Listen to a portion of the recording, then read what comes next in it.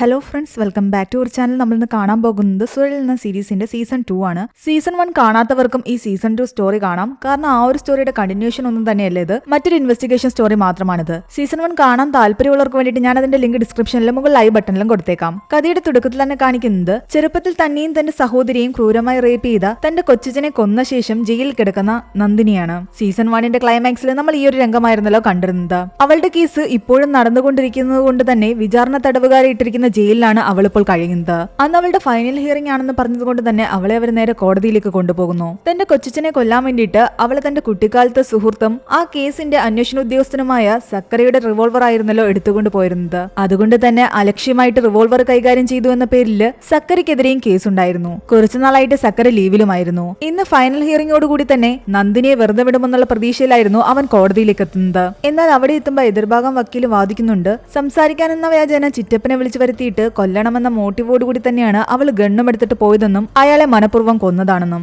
എന്നാൽ നന്ദിനിയുടെ വക്കീല് അവൾക്ക് വേണ്ടിയിട്ട് വാദിക്കുന്നത് എങ്ങനെയായിരുന്നു? വർഷങ്ങളായിട്ട് അവളെ ക്രൂരമായിട്ട് അബ്യൂസ് ചെയ്തുകൊണ്ടിരുന്ന ആ ഒരു വ്യക്തിയുടെ അടുത്തേക്ക് പോകുമ്പോൾ അവൾ സേഫ്റ്റിക്ക് വേണ്ടിയായിരുന്നു ഗണ്ണെടുത്തതെന്നും ആ ഒരു സാഹചര്യത്തിൽ അവൾ സ്വയം രക്ഷിക്കാൻ വേണ്ടിയിട്ട് അയാളെ കൊന്നതാണെന്നും. അതുകൊണ്ട് തന്നെ 10 വർഷം അവൾ അനുഭവിച്ച ആ ഒരു വേദനയെ പറ്റി കൂടി ആലോചിച്ചിട്ട് വേണം അവൾക്കുള്ള ശിക്ഷ വിധിക്കാനെന്ന്. അങ്ങനെ കുറച്ചു നേരത്തെ വാദം കഴിഞ്ഞു കഴിയുമ്പോൾ ജഡ്ജി പറയുന്നുണ്ട് തൽക്കാലം ഫൈനൽ ഹിയറിംഗ് മറ്റൊരു ദിവസത്തേക്ക് മാറ്റിവെക്കുകയാണെന്ന്.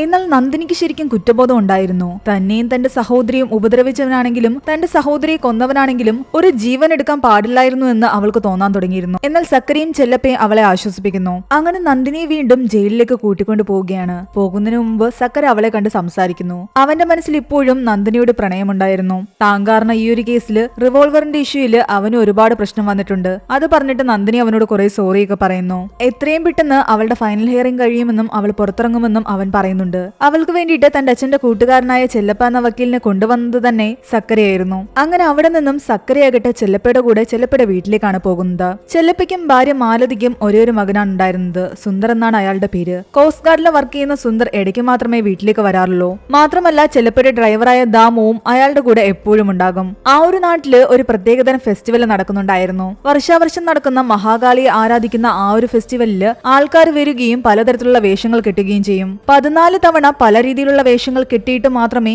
അവസാനമായിട്ട് ദേവിയുടെ വേഷം അവർക്ക് കെട്ടാൻ സാധിക്കൂ. അങ്ങനെ ദാമുവും 14ാമത്തെ തവണയാണ് ഒരു വേഷം കെട്ടാൻ പോകുന്നത്. ആ 1-2 വർഷം കൂടി കഴിഞ്ഞു കഴിഞ്ഞാൽ ദാമുവിന് പിന്നീട് ദേവിയുടെ വേഷം കെട്ടാൻ പറ്റുമായിരുന്നു. വ്രതമെടുത്ത് കാപ്പിട്ടാണ് ഇവർ ഈ വേഷം കെട്ടുകയും ഈ ഫെസ്റ്റിവലിൽ പങ്കെടുക്കുകയും ചെയ്യുന്നത്. ആ നാട്ടിൽ തന്നെ പ്രമുഖ വ്യക്തിയായിരുന്ന ചെല്ലപ്പയായിരുന്നു കൊടിയേറ്റത്തിന് വേണ്ടിയിട്ട് ആൾക്കാരെ നിയോഗിച്ചിരുന്നത്. അങ്ങനെ ഉത്സവം എല്ലാം ഗംഭീരമായിട്ട് ആരംഭിച്ചു. അതിനിടെ ഫെസ്റ്റിവലിന്റെ ഭാഗമായിട്ട് നടക്കുന്ന പല പരിപാടികളുടെയും കോൺട്രാക്ടിന്റെ പേരിൽ കുറച്ച് ആൾക്കാർ ചേർന്നിട്ട് വഴക്കുണ്ടാക്കുന്നുണ്ട്. അതിലിടപെടുന്നതും ചെല്ലപ്പയായിരുന്നു. ചെല്ലപ്പയുടെ കസിനും ഉറ്റ സുഹൃത്തുമായി തിരുവെങ്കടവും മത്സ്യത്തൊഴിലാളിയായ ഫെർണാണ്ടസും പിന്നെ മറ്റൊരു വ്യക്തിയും ചേർന്നിട്ടാണ് ഈ ഒരു തർക്കം നടക്കുന്നത്. എന്നാൽ ചെല്ലപ്പ പറയുന്നുണ്ട് സെപ്പറേറ്റ് ആയിട്ട് ആർക്കും തന്നെ ഈ ടെൻഡർ കൊടുക്കുന്നില്ല, 3 പേരും ചേർന്നിട്ട് തുല്യമായിട്ട് നടത്തിയാൽ മതിയെന്ന്. അതോടുകൂടി ആ പ്രശ്നം സോൾവ് ആയി. അന്ന് രാത്രി ചെല്ലപ്പയും മാരുതിയും സക്കരയും ഒരുമിച്ചിരുന്ന് ആഹാരം കഴിക്കുന്നു. ആ സമയത്താണ് സുന്ദർ അവിടേക്ക് വരുന്നത്. സുന്ദർ തന്റെ അച്ഛൻ ചെല്ലപ്പയോട് കുറച്ച് നാളായിട്ട് സംസാരിക്കാറില്ല. അവർ തമ്മിൽ അത്ര രസത്തിലല്ല എന്ന് അവരുടെ ബിഹേവിയറിൽ നിന്ന് സക്കരയ്ക്ക് മനസ്സിലായി. അതിനിടയ്ക്ക് ചെല്ലപ്പയെ പ്രിയമത എന്ന് പറയുന്ന ഒരു സ്ത്രീ ഫോൺ ചെയ്യുന്നുണ്ട്. കുറച്ച് ടെൻഷനോട് കൂടിയാണ് അയാൾ ആ ഫോൺ അറ്റൻഡ് ചെയ്യുന്നതും സംസാരിക്കുന്നതും. നന്ദിനിയുടെ കാര്യത്തിൽ സക്കരയുടെ ടെൻഷൻ കണ്ടിട്ട് ചെല്ലപ്പ പറയുന്നുണ്ട് എന്തൊക്കെ വന്നാലും ശരി നന്ദിനിയെ താൻ രക്ഷപ്പെടുത്തി എടുക്കുമെന്ന്. തനിക്ക് കുറച്ച് ജോലിയുണ്ട്, താൻ തന്റെ കോട്ടേജ് വരെ പോവുകയാണെന്ന് പറയുന്നു. ബീച്ച് സൈഡിലായിരുന്നു ചെല്ലപ്പയുടെ കോട്ടേജ്. രാവിലെ ആകുമ്പോൾ നീ അങ്ങോട്ടേക്ക് വാ, കാണാനൊക്കെ നല്ല ഭംഗിയാണെന്ന് അയാൾ പറയുന്നുണ്ട്. അങ്ങനെ ചെല്ലപ്പ അവിടേക്ക് പോയി. സക്കര അന്ന് രാത്രി അവിടെ തന്നെ കിടന്നുറങ്ങുകയും ചെയ്തു. അതേസമയം സെല്ലിൽ കിടന്ന നന്ദിനിയാകട്ടെ പഴയ കാര്യങ്ങൾ ആലോചിച്ചിട്ട് ഞെട്ടി ഉണരുന്നു. അവളെ ആശ്വസിപ്പിക്കുന്നത് കൂടെ ഉണ്ടായിരുന്ന ട്രാൻസ്ജെൻഡർ ആയിരുന്ന വനജ എന്ന് പറയുന്ന സ്ത്രീയായിരുന്നു. പിറ്റേന്ന് രാവിലെ ചെല്ലപ്പയുടെ കോട്ടേജിലേക്ക് പോകാൻ വേണ്ടി റെഡിയായി ഇറങ്ങിയതായിരുന്നു സക്കരെ. ദാമുവിന്റെ കയ്യിൽ നിന്ന് ബൈക്ക് വാങ്ങിയ ശേഷം ദാമുവിനെ ഫെസ്റ്റിവലിലാക്കിയിട്ടാണ് സക്കര അവിടേക്ക് പോകുന്നത്. കോട്ടേജിലേക്ക് പോകാനുള്ള വഴിയും ദാമു തന്നെ പറഞ്ഞു കൊടുത്തു. അവിടെ ചെന്ന് കുറെ തവണ വാതിലിന് മുട്ടിയിട്ടും ആരും തന്നെ വാതിൽ തുറക്കുന്നുണ്ടായിരുന്നില്ല. ഫോൺ ചെയ്യുമ്പോഴാകട്ടെ അകത്ത് കിടന്ന് ചെല്ലപ്പയുടെ ഫോൺ അടിക്കുന്നുണ്ട്. എന്തൊക്കെയോ സംശയം തോന്നിയ സക്കരയാകട്ടെ അവിടെ ഉണ്ടായിരുന്ന ജനലിന്റെ ഒരു സൈഡ് കല്ലുകൊണ്ട് ഇടിച്ച് പൊട്ടിച്ചു നോക്കുമ്പോൾ മരിച്ച നിലയിൽ ചെല്ലപ്പ കിടക്കുന്നതാണ് കാണുന്നത്. ആദ്യ നോട്ടത്തിൽ തന്നെ അയാൾ സ്വയം ഷൂട്ട് ചെയ്ത് മരിച്ചതായിട്ടാണ് ചക്കരയ്ക്ക് തോന്നുന്നത്. പെട്ടെന്ന് തന്നെ സക്കര അവിടെ അടുത്തുള്ള പോലീസ് സ്റ്റേഷനിലേക്ക് വിളിച്ച് കാര്യം അറിയിക്കുകയും ചെയ്യുന്നുണ്ട്. അങ്ങനെ അവിടുത്തെ സ്റ്റേഷനിലെ എസ്.ഐയും മൂർത്തിയും കൂട്ടരും അവിടേക്ക് വരികയും ഇവർ രണ്ടുപേരും ഒരുമിച്ച് ചേർന്നിട്ടാണ് ഈ ഒരു ഡോറ് പൊളിച്ച് അകത്തേക്ക് കടക്കുന്നതും. താൻ അച്ഛനെ പോലെ കണ്ടിരുന്ന വ്യക്തിയാണ് ഇപ്പോൾ മരിച്ചു കിടക്കുന്നത്. സക്കര ഒരുപാട് ടെൻഷനിലായിരുന്നെങ്കിലും അവിടെ എല്ലാം തന്നെ പെട്ടെന്ന് തന്നെ ഫോട്ടോസ് എടുക്കുന്നു. മറ്റു പോലീസുകാർ അകത്തെ റൂമുകളിലേക്കെല്ലാം തന്നെ പോയി ചെക്ക് ചെയ്യുന്നു. എല്ലാ വാതിലുകളും ഉള്ളിൽ നിന്ന് തന്നെ പൂട്ടിയിരിക്കുകയായിരുന്നു. അതുകൊണ്ട് തന്നെ ഉള്ളിൽ നിന്ന് എല്ലാ ഡോറും ലോക്ക് ചെയ്തിട്ടാണ് ഇയാൾ ആത്മഹത്യ ചെയ്തിരിക്കുന്നതെന്ന് മൂർത്തി പറയുന്നു. എന്നാൽ സക്കര പോയി ഗണ്ണെന്തെന്ന് നോക്കുമ്പോഴാകട്ടെ അയാളുടെ കയ്യിൽ ഗൺ ഉണ്ടായിരുന്നില്ല. അത് കണ്ടതും അവരെല്ലാവരും ഞെട്ടി. ആത്മഹത്യ ചെയ്തതാണെങ്കിൽ ഗൺ അവിടെ കാണേണ്ടതല്ലേ? അതിനർത്ഥം ഇത് കൊലപാതകമാണ്. സംഭവം അറിഞ്ഞിട്ട് DIG അവിടേക്ക് വന്നു. കൊലപാതകമാണെങ്കിൽ കൊലപാതകി എങ്ങനെ പുറത്തു പോയെന്നതായിരുന്നു അവരുടെ ഡൗട്ട്. കാരണം എല്ലാ ഡോറും ഉള്ളിൽ നിന്ന് പൂട്ടിയിരിക്കുകയാണ്. ഗണ്ണ് മിസ്സിംഗ് ആയതുകൊണ്ട് തന്നെയാണ് ഇവർ കൊലപാതകമാണെന്ന് ഉറപ്പിച്ചത് തന്നെ. DIG മറ്റു പോലീസ് ഉദ്യോഗസ്ഥരോടെല്ലാം തന്നെ സംസാരിച്ച ശേഷം കുറച്ചു കഴിഞ്ഞിട്ട് വന്നിട്ട് മൂർത്തിയോടും സക്കരയോടും പറയുന്നുണ്ട് ഈ ഒരു കേസ് ഏറ്റെടുക്കേണ്ടത് സക്കരയാണെന്ന്. എന്നാൽ ഇത് കേട്ടത് മൂർത്തി ഒന്ന് ഞെട്ടി. കാരണം ഈ ഒരു പരിധിയിൽ വരുന്ന SI താനാണെന്നും സക്കരയ്ക്ക് എന്തിനാ കേസ് കൊടുത്തതെന്നും അയാൾ ചോദിക്കുന്നു. തൽക്കാലം DIG മൂർത്തിയോട് പറയുന്നുണ്ട് ഇത് തലവേദന പിടിച്ച കേസാണെന്നും എന്തെങ്കിലും കുഴപ്പം വന്നു കഴിഞ്ഞാൽ അത് നമ്മളെ രണ്ടുപേരെയും ബാധിക്കുമെന്ന്. തൽക്കാലം അയാൾ തന്നെ അന്വേഷിക്കട്ടെ എന്ന്. സക്കരയുടെ DIG പറയുന്നത് വിവരങ്ങൾ അറിഞ്ഞ ചെല്ലപ്പയുടെ ഫാമിലി തന്നെയാണ് സക്കരയെ ഈ കേസ് ഏൽപ്പിച്ചാൽ മതിയെന്ന് പറഞ്ഞതെന്ന്. ആ കേസിൽ സക്കരയെ അസിസ്റ്റ് ചെയ്യാൻ മൂർത്തിയോടും ഗ്യാങ്ങിനോടും പറയുന്നുണ്ട്. മാത്രമല്ല ഒരു ഡീറ്റെയിലും തന്നെ മീഡിയയുടെ അടുത്തേക്ക് പോകാനും പാടില്ല.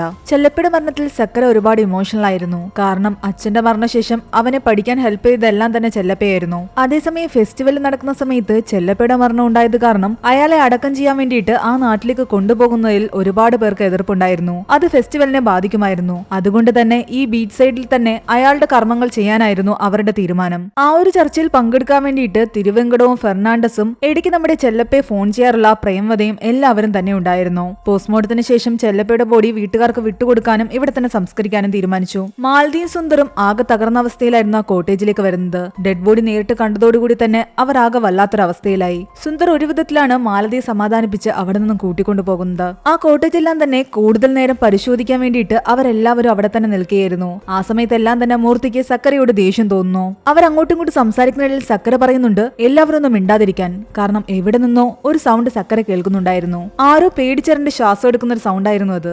സക്കര പതുക്കെ പോയി അവിടെ ഉണ്ടായിരുന്ന പുറത്തുനിന്ന് പൂട്ടിയിരുന്ന ഒരു അലമാര തുറന്നു നോക്കുന്നു. അവൻ ശരിക്കും ഞെട്ടിപ്പോയി. അതിനുള്ളിൽ ഒരു പെൺകുട്ടിയാകട്ടെ തോക്കുമായിട്ട് രക്തത്തിൽ കുളിച്ചിരിക്കുന്നു. അവനെ കണ്ടതും അവൾ തോക്ക് അവന്റെ നേരെ ചൂണ്ടി. മൂർത്തിയും മറ്റു പോലീസുകാരും ഇതെല്ലാം കണ്ട് ഞെട്ടി നിൽക്കുകയാണ്. ഇവിടെയാണ് സീരീസിന്റെ ആദ്യത്തെ എപ്പിസോഡ് അവസാനിക്കുന്നത്. രണ്ടാമത്തെ എപ്പിസോഡിന്റെ തുടക്കത്തിൽ എല്ലാവരും തന്നെ അങ്ങോട്ടും ഇങ്ങോട്ടും സംസാരിക്കുന്നുണ്ട്. ക്രിമിനലിനെ ക്രൈം സീനിൽ നിന്ന് തന്നെ കണ്ടെത്തിയത് കൊണ്ട് തന്നെ കേസ് ക്ലോസ് ആയതുപോലെയല്ലേ എന്ന്. എന്നാൽ അപ്പോഴും സക്കര പറയുന്നുണ്ട് ആ പെൺകുട്ടിയുടെ ശരീരത്തിലുള്ള രക്തം ചെല്ലപ്പയുടേതാണ്. ആ തോക്കുകൊണ്ട് തന്നെയാണ് ഷൂട്ട് ചെയ്തിരിക്കുന്നത്. പക്ഷെ ഒരു പ്രശ്നം മാത്രമേ ഉള്ളൂ. അവൾ വെടിവെച്ചിട്ട് തോക്കുമായിട്ട് അലമാരയിൽ കയറി ഇരുന്നതാണെന്ന് നമുക്ക് വിശ്വസിക്കാം. പക്ഷെ ആ അലമാര ആര് പുറത്തുനിന്ന് പൂട്ടി? അവളുടെ കൂടെ മറ്റാരെങ്കിലും ഉണ്ടായിരുന്നെങ്കിൽ അയാൾ ആ വീട്ടിൽ നിന്നും പുറത്തു കിടക്കുന്നത് അവിടെയുള്ള ഏതെങ്കിലും ഡോർ തുറന്നിട്ടാകണം. എന്നാൽ എല്ലാ ഡോറും അകത്തു നിന്നാണ് പൂട്ടിയിരുന്നത്. അതായിരുന്നു അവരെ കൺഫ്യൂഷനിലാക്കിക്കൊണ്ടിരുന്നത്. ആ പെൺകുട്ടിയാകട്ടെ എത്ര ചോദിച്ചിട്ടും അവളുടെ പേരോ എന്തിനാണ് ചെല്ലപ്പയെ കൊന്നതെന്നോ ഒരു ഡീറ്റെയിൽസ് ഒന്നും തന്നെ പറയുന്നില്ല. മിണ്ടാതെ തന്നെ ഇരിക്കുകയായിരുന്നു. നിന്റെ കൂടെ ആരെങ്കിലും ഉണ്ടായിരുന്നു എന്ന് സക്കര പലതവണ അവളോട് ചോദിച്ചെങ്കിലും അവൾ ഒന്നും തന്നെ മിണ്ടാതിരിക്കുകയാണ്.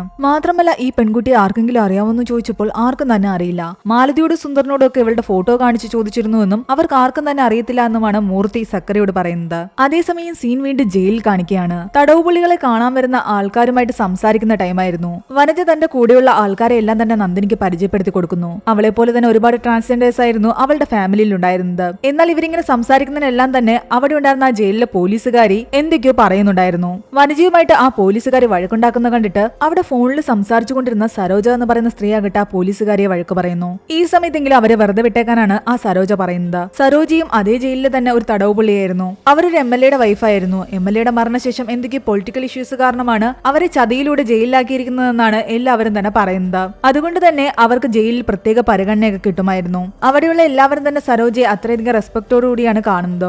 ജയിൽ പുള്ളികൾ തമ്മിൽ ഒരുപാട് ഇഷ്യൂസ് ഉണ്ടാകുന്ന സമയത്തെല്ലാം തന്നെ അതിൽ സരോജയായിരുന്നു ഇടപെട്ടിരുന്നത്. സരോജ പറഞ്ഞു കഴിഞ്ഞാൽ എല്ലാവരും അനുസരിക്കുകയും ചെയ്യുമായിരുന്നു. അതേസമയം ഫെസ്റ്റിവലിൽ വന്നിട്ട് കച്ചവടം നടത്തുകയും പ്രോഗ്രാം നടത്തുകയും ഒക്കെ ചെയ്യുന്നവര് പോലീസ് സ്റ്റേഷനിൽ വന്ന് റിപ്പോർട്ട് ചെയ്യുകയും പെർമിഷൻ എടുക്കുകയും ഒക്കെ ചെയ്യണമായിരുന്നു. അങ്ങനെ നമ്മുടെ സീസൺ 1-ൽ കാണിച്ചിരുന്ന ആ ഒരു ട്രാൻസ്ജെൻഡറും അതിൽ തന്നെ ഉണ്ടായിരുന്ന ഈശ്വരൻ എന്ന വ്യക്തിയും ഈ പോലീസ് സ്റ്റേഷനിലേക്ക് വരുന്നു. അവിടെ വെച്ച് സക്കരയെ കണ്ടതും നേരത്തെയുള്ള പരിചയം കൊണ്ട് തന്നെ അവർ വന്ന് സംസാരിക്കുകയും ചെയ്യുന്നുണ്ട്. സക്കരയുള്ളത് കൊണ്ട് തൽക്കാലം ക്യൂവിൽ നിൽക്കാതെ അവരുടെ മുകളിൽ പോയി ഒപ്പിട്ടിട്ട് പോയിക്കൊള്ളാൻ പറയുന്നുണ്ട്. അങ്ങനെ അവർ മുകളിലേക്ക് പോകുമ്പോഴാകട്ടെ അവിടെ വെച്ച് ജയിലിൽ കിടക്കുന്ന ചെല്ലപ്പട വീട്ടിൽ നിന്നും കണ്ടെത്തിയ ആ പെൺകുട്ടിയെ കാണുന്നുണ്ട്. അവളെ കണ്ടതും ഇവർ ഓടിച്ചെന്നിട്ട് മുത്തു എന്ന് പറഞ്ഞ് വിളിക്കുന്നു. നീ എന്താ ഇവിടെയെന്ന് ചോദിക്കുകയും മുത്തു ഇവരെ കണ്ടിട്ട് ഞെട്ടുകയും ചെയ്യുന്നുണ്ട്. ഇത് കണ്ടുകൊണ്ടുവന്ന പോലീസുകാരെയും സക്കരയെല്ലാം തന്നെ അവരോട് ചോദിക്കുന്നുണ്ട് ഈ പെൺകുട്ടിയെ നിങ്ങൾക്ക് അറിയാമോ എന്ന്. അവർ പറയുന്നുണ്ട് പല ആഘോഷങ്ങളിലും ഞങ്ങൾ കൂത്തുകെട്ടാൻ പോകാറുണ്ട്. അതുകൊണ്ട് തന്നെ അതുപോലൊരു ഉത്സവത്തിൽ വെച്ചിട്ടാണ് മുത്തിനെയും സംഘത്തിനെയും കാണുന്നതെന്ന്. അവൾ അവിടെ ഉണ്ടായിരുന്ന ഒരു ഡാൻസ് ഗ്രൂപ്പിലെ പെൺകുട്ടിയായിരുന്നു. ആ ഡാൻസ് ഗ്രൂപ്പിന്റെ പേര് സെന്തുരപ്പൂവ എന്നായിരുന്നു. എന്നാൽ ഇപ്പോൾ ആ ഡാൻസ് ഗ്രൂപ്പ് ഇല്ല എന്നും അതെല്ലാം തന്നെ പിരിച്ചുവിട്ടു എന്നുമാണ് ഈശ്വരൻ പറയുന്നത്. അതേസമയം ജയിലിലാകട്ടെ വനജ നന്ദിനിയോട് പറയുന്നുണ്ട് ഈ സരോജ എന്ന് പറയുന്ന സ്ത്രീ ജയിലിൽ തന്നെ ഒരു ബിസിനസ് നടത്തുന്നുണ്ടെന്ന്. അവിടെയുള്ള സ്ത്രീകളെ എല്ലാം തന്നെ കൈത്തൊഴിൽ പഠിപ്പിക്കുന്നുണ്ടായിരുന്നു. പലതരത്തിലുള്ള കരകൗശല വസ്തുക്കൾ ഉണ്ടാക്കാനും കുട്ടകൾ ഉണ്ടാക്കാനും ഡ്രസ്സ് സ്റ്റിച്ച് ചെയ്യാനും എല്ലാം തന്നെ തന്നെ അവർ പഠിപ്പിക്കുന്നുണ്ട്. പുറത്തു അവർക്ക് ഒരുപാട് നല്ല ബിസിനസ് ഉള്ളതാണ്. പൊളിറ്റിക്കൽ ഇഷ്യൂസ് കാരണം ഇവരെ ആരൊക്കെ ചതിച്ചാണ് ഇതിനുള്ളിൽ വന്നുപെട്ടത്. അതേസമയം ഇവിടെ സക്കരയാകട്ടെ മുത്തു എന്ന പേരുള്ള ആ പെൺകുട്ടി കളിച്ചിരുന്ന ആ ഡാൻസ് ഗ്രൂപ്പിനെ പറ്റി അന്വേഷിച്ചു പോകുന്നു. ആ പെൺകുട്ടിയുടെ ഗ്രൂപ്പിലുണ്ടായിരുന്ന മറ്റൊരു പെൺകുട്ടിയാകട്ടെ ഒരു ബാറിൽ ഡാൻസ് കളിക്കുന്നുണ്ടെന്ന് ഇവർ അറിയുന്നുണ്ട്. അവിടെ ചെന്ന് ആ പെൺകുട്ടിയുമായിട്ട് സംസാരിക്കുന്നു. അങ്ങനെ അവളിൽ നിന്നാണ് അറിയുന്നത് ഈ മുത്തുൾപ്പെടെ ഈ പെൺകുട്ടിയുടെ ഗ്രൂപ്പ് എല്ലാം തന്നെ ഫെസ്റ്റിവൽസില് ഇറോട്ടിക് ഡാൻസ് ആയിരുന്നു കളിച്ചിരുന്നത്. അങ്ങനെ ഒരു ദിവസം പോലീസുകാരെല്ലാം വന്നിട്ട് ഇവരെ പിടിച്ചുകൊണ്ടുപോയി അവിടുത്തെ സബ് ജയിലിലിട്ടു. അപ്പോഴാണ് ഈ പെൺകുട്ടികൾ അറിയുന്നത് തന്നെ ഫെസ്റ്റിവലിൽ ഇങ്ങനത്തെ ഡാൻസ് ഒന്നും കളിക്കാൻ പാടില്ല എന്ന്. അങ്ങനെ പുതിയൊരു നിയമം വന്നതോടുകൂടി തന്നെ ഈ ട്രൂപ്പ് എല്ലാം തന്നെ ഇല്ലാതെയായി. അതിനുശേഷം മുത്തു ജീവിക്കാൻ വേണ്ടിയിട്ട് എന്താണ് ചെയ്തിരുന്നതെന്ന് തനിക്കറിയില്ല. തന്റെ കൂടെ ഇതുപോലെ ഡാൻസ് കളിക്കാൻ വരാൻ അവളോട് പറഞ്ഞതാ, പക്ഷെ അവള് വന്നില്ല. അങ്ങനെ ആ ഗ്രൂപ്പിൽ നൃത്തം കളിച്ചുകൊണ്ടിരുന്ന ഒരുപാട് പെൺകുട്ടികള് വേശ്യാവൃത്തിയിലേക്ക് തിരിഞ്ഞു. ഞാനും ഇതുപോലൊരു അഴുകുചാലിൽ വന്നുപെട്ടു. മുത്തിന് എന്ത് സംഭവിച്ചു എന്ന് എനിക്കറിയില്ല എന്ന് അവൾ പറയുന്നു. അവൾ നൃത്തം ചെയ്യുന്ന സമയത്ത് അവളുടെ പേര് മധുബാല എന്നായിരുന്നു. അവൾ നൃത്തം ചെയ്യാൻ തുടങ്ങിക്കഴിഞ്ഞാൽ ഒരുപാട് ആൾക്കാർ അത് കാണാൻ വരികയും ഒരുപാട് കാശ് അവൾക്ക് നേരെ വാരി എറിയുകയും ചെയ്യുമായിരുന്നു. അവിടെ നിന്നും തിരിച്ചു പോകാൻ നേരത്ത് മൂർത്തി പറയുന്നുണ്ട് ആ പെൺകുട്ടിയെ അന്ന് ജയിലിൽ കൊണ്ടുപോയെങ്കിലും 1-2 ദിവസം കഴിഞ്ഞിട്ട് അവരെ അവിടെ നിന്ന് വിട്ടയച്ചിട്ടുണ്ടാകും. ഫെസ്റ്റിവലിൽ ഇങ്ങനെ ഡാൻസ് കളിക്കാൻ പാടില്ല എന്ന് പുതിയ നിയമം കൊണ്ടുവന്നതിന്റെ പിന്നിൽ ആരാണെന്നറിയാമോ? അത് ഈ ചെല്ലപ്പ തന്നെയാണ്. അയാളാണ് അന്നത് കോടതിയിൽ വാദിച്ചതും അങ്ങനെ ഒരു നിയമം കൊണ്ടുവന്നതും. സ്ത്രീകളും കുട്ടികളും കുടുംബമായിട്ട് എല്ലാവരും വരുന്ന ഫെസ്റ്റിവലിൽ ഇങ്ങനത്തെ ഡാൻസ് കളിക്കാൻ പാടില്ല എന്നായിരുന്നു അയാൾ പറഞ്ഞത് തന്നെ. ഒരുപക്ഷെ അതുകൊണ്ട് തന്നെ മുത്തുവിന് ഈ ചെല്ലപ്പയുടെ മുൻവൈരാഗ്യം ഉണ്ടായിരുന്നിരിക്കാം. കാരണം ഇയാള് കാരണമായിരുന്നല്ലോ അവളുടെ തൊഴിലെല്ലാം തന്നെ നഷ്ടപ്പെട്ടത്. എന്നാൽ സക്രയുടെ മനസ്സിലെ ഡൗട്ട് അവളെങ്ങനെ ആ അടച്ചിട്ടിരുന്ന അലമാരിക്കുള്ളിൽ വന്നു എന്നതാണ്. അവളുടെ കൂടെ ആരായിരുന്നു ഉണ്ടായിരുന്നതെന്ന്. ഈ ഡാൻസ് ഗ്രൂപ്പ് ഇല്ലാതായത് കൊണ്ട് മറ്റാർക്കെങ്കിലും നഷ്ടമുണ്ടോ എന്ന് ചോദിക്കുമ്പോൾ മൂർത്തി പറയുന്നുണ്ട് തിരുവങ്കടത്തിനുണ്ടെന്ന്. അതായത് ഈ ചെല്ലപ്പയുടെ കസിനും അയാളുടെ ഫ്രണ്ടുമായ തിരുവങ്കടമായിരുന്നു ഈ ഡാൻസ് ഗ്രൂപ്പ് എല്ലാം തന്നെ ഓർഗനൈസ് ചെയ്തിരുന്നത്. അതിൽ നിന്നും അയാൾക്ക് നല്ലൊരു വരുമാനവും കിട്ടുമായിരുന്നു. അവിടെ നിന്നും സക്കര നേരെ പോകുന്നത് മാലതിന്റെ അടുത്തേക്കാണ്. അവർ ആകെ തകർന്ന അവസ്ഥയിലായിരുന്നു. 30 വർഷമായിട്ട് അവർ ഒരുമിച്ചുണ്ട്. ഒരു ദിവസം പോലും രാവിലെ അവർ പരസ്പരം കാണാതിരിക്കില്ല. ദൂരെ എവിടേക്കെങ്കിലും അയാൾ പോയാലും വീഡിയോ കോളിലൂടെ അവർ പരസ്പരം കാണുമായിരുന്നു. ഇനി അതൊന്നും നടക്കില്ല എന്നാലോചിച്ച് അവർ ആകെ സങ്കടത്തിലാണ്. സക്കരയും ചെല്ലപ്പയെ പറ്റി ആലോചിക്കുന്നു. വർഷങ്ങൾക്ക് മുമ്പ് സക്കരയുടെ കുട്ടിക്കാലത്ത് ചെല്ലപ്പ അവനെ കടൽത്തീരത്ത് കൊണ്ടുപോകുമായിരുന്നു. അവിടെ വെച്ച് കിട്ടിയ ഒരു ഷെല്ല് അവന്റെ കയ്യില് അയാളുടെ ചരടിൽ കൊടുത്ത് കെട്ടിക്കൊടുത്തിട്ടുമുണ്ടായിരുന്നു. അതിന്നും അവന്റെ കയ്യിലുണ്ട്. എന്തൊക്കെ വന്നാലും അദ്ദേഹത്തെ കൊന്നത് ആരാണെന്ന് താൻ കണ്ടുപിടിക്കുമെന്ന് സക്കര അവർക്ക് വാക്കുകൊടുക്കുന്നു. ആ സമയത്താണ് പുറത്ത് ദാമുവിന്റെ കരച്ചിൽ കേൾക്കുന്നത്. ചെല്ലപ്പ മരിച്ച വിവരം അധികം ആൾക്കാരെ ഒന്നും തന്നെ അറിയിച്ചിട്ടുണ്ടായിരുന്നില്ല. ദാമു ഇപ്പോഴാണ് ആ വിവരം അറിഞ്ഞ് അവിടേക്ക് വരുന്നത് തന്നെ. അതേസമയം അവിടെ ഉണ്ടായിരുന്ന ഒരു പോലീസുകാരനാകട്ടെ ഈ മരണവിവരത്തെ പറ്റിയൊക്കെ തന്നെ മീഡിയയോട് പറയുന്നതായിട്ടും കാണിക്കുന്നുണ്ട്. അതിനിടയ്ക്ക് സക്കര ചോദിക്കുന്നുണ്ട് ഞാൻ തന്നെ ഈ കേസ് അന്വേഷിക്കാൻ എന്തുകൊണ്ടാണ് മാലതിയമ്മ പറഞ്ഞതെന്ന്. മൂർത്തിയെ തനിക്ക് വിശ്വാസമില്ല എന്നാണ് മാലതി പറയുന്നത്. കാരണം ചെല്ലപ്പയ്ക്ക് പ്രിയംവദ എന്ന് പറയുന്ന ലേഡിയുമായിട്ട് കുറച്ച് ഇഷ്യൂസ് ഉണ്ടായിരുന്നു. അവർ കാർഷിക ഇടങ്ങൾ നികത്തിയിട്ട് അവിടെ വലിയൊരു സ്കൂൾ പണിതിരുന്നു. അതിനെതിരെ ചെല്ലപ്പ കേസ് കൊടുത്തിട്ടുണ്ടായിരുന്നു. മാത്രമല്ല അതിനെന്ന് ആ ലേഡിയെ സപ്പോർട്ട് ചെയ്ത് നിന്നിരുന്നത് ഈ മൂർത്തിയാണ്. മൂർത്തിക്കെതിരെയും കേസ് വരികയും അയാൾ കുറച്ച് നാൾ സസ്പെൻഷനിൽ പോവുകയും ചെയ്തിരുന്നു. അതുകൊണ്ട് തന്നെ ചെല്ലപ്പയും മൂർത്തിയും തമ്മിൽ അന്നേ കുറച്ച് ഇഷ്യൂസ് ഒക്കെ ഉണ്ട്. അതുകൊണ്ടാണ് അയാൾ ഈ കേസ് അന്വേഷിക്കേണ്ട എന്ന് മാലതി പറഞ്ഞതും. എന്താണെങ്കിലും ഇൻവെസ്റ്റിഗേഷന് ലോക്കൽ പോലീസിന്റെ ഹെൽപ്പ് വേണ്ടി വരുമെന്ന് സക്കര പറയുന്നുണ്ട്. പക്ഷെ നിങ്ങൾ പറഞ്ഞ മൂർത്തിയെ പറ്റിയുള്ള കാര്യങ്ങളെല്ലാം തന്നെ ഞാൻ മനസ്സിൽ വെച്ചിരിക്കാം. സക്കര സുന്ദരനെ കണ്ടിട്ട് തിരുവങ്കടത്തെ പറ്റി അന്വേഷിക്കുന്നു. തിരുമാമയും തന്റെ അച്ഛനും നല്ല സുഹൃത്തുക്കളായിരുന്നു. മാത്രമല്ല സ്വന്തക്കാരനായതുകൊണ്ട് തന്നെ അവർ തമ്മിൽ നല്ല ക്ലോസ് ആയിരുന്നു എന്നും സുന്ദർ പറയുന്നു. പക്ഷെ അന്ന് ഡാൻസ് ഗ്രൂപ്പ് നിർത്തിയതിന്റെ ഇഷ്യൂവിനെ പറ്റി സംസാരിച്ച് അവർ തമ്മിൽ ചെറുതായിട്ടൊന്ന് വഴക്കിട്ടിട്ടുണ്ടായിരുന്നു. ആ ഗ്രൂപ്പിലെ പെൺകുട്ടികളെല്ലാം തന്നെ ജോലിയില്ലാതെ തെരുവിലിറങ്ങേണ്ടി വരുമെന്ന് തിരുവങ്കടം എന്ന് പറഞ്ഞെങ്കിലും ചെല്ലപ്പ എന്ന് അയാളോട് പറഞ്ഞിട്ടുണ്ടായിരുന്നു ഡാൻസ് ഗ്രൂപ്പിലെ പെൺകുട്ടിയെ പറ്റി ആലോചിച്ചിട്ടല്ല നിന്റെ വിഷമം, നിനക്ക് കിട്ടാതെ പോകുന്ന കാശിനെ ആലോചിച്ചിട്ടാണെന്ന്. മാത്രമല്ല നാട്ടുകാരെല്ലാം തന്നെ ചെല്ലപ്പയ്ക്ക് ഒരുപാട് ഇമ്പോർട്ടൻസ് കൊടുക്കുന്നത് തിരുവങ്കടത്തിന് അധികം ഇഷ്ടമുള്ള കാര്യമല്ലായിരുന്നു. എല്ലായിടത്തും അവർ രണ്ടുപേരെയും കമ്പയർ ചെയ്യുമായിരുന്നു. അതുകൊണ്ട് തന്നെ തിരുവങ്കടത്തിന്റെ മനസ്സിൽ ചെല്ലപ്പയുടെ ദേഷ്യമുണ്ടാകാൻ സാധ്യതയുണ്ട്. പക്ഷെ ആ സമയം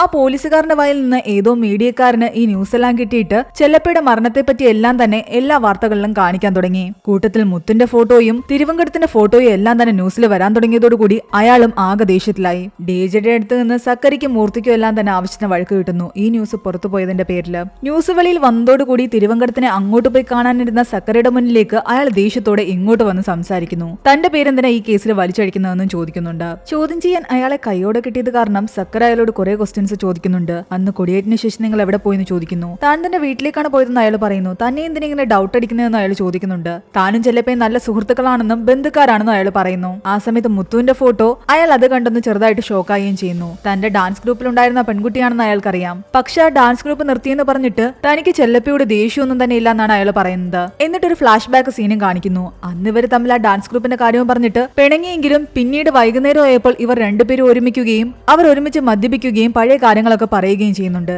ഇത്രയൊക്കെ വഴക്കിട്ടാലും വൈകുന്നേരം ആകുമ്പോഴേക്കും അവർ രണ്ടുപേരും അതെല്ലാം മറന്നിട്ട് ഒരുമിച്ചിരുന്ന് മദ്യപിക്കുക പതിവായിരുന്നു. ഉണ്ടായിരുന്നു. അതുകൊണ്ട് ആ ഡാൻസ് ഗ്രൂപ്പ് നിർത്തിയതിന്റെ പേരിൽ പിന്നീട് അവർ തമ്മിൽ ഒരു വഴക്കം ഉണ്ടായിട്ടില്ല.